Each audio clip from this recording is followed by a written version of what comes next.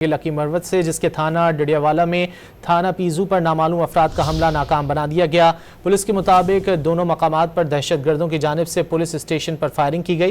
Police की भरपूर जवाबी कार्रवाई से हमलावर फरार हो गए। दहशतगर्दों की फायरिंग से कोई जानी नुकसान नहीं हुआ। इंतजामिया की जानिब से गुज़िश्ता रोज़ तमाम महकमों को थ्रेट अलर्ट जारी किया गया था। लकी मरवत के थाना डिडियावाला और थाना पीजू पर नामालूम अफराद का हमला नाकाम बना दिया गया। थाना पीजू पर नामालूम अफराद का हमला नाकाम बना दिया गया। पुलिस के मुताबिक दोनों मकामात पर दहशतगर्दों की जानिब से पुलिस स्टेशन पर फायरिंग की गई। पुलिस की भरपूर जवाबी कार्रवाई से हमलावर फरार हो गए। दहशतगर्दों की फायरिंग से कोई जानी नुकसान नहीं हुआ। इंतजामिया की जानिब से गुज़िश्ता रोज़ तमाम महकमों को थ्रेट अलर्ट जारी किया गया था। लकी मरवत के थाना डिडियावाला और थाना पीजू पर नामालूम अफराद का हमला नाकाम बना दिया गया।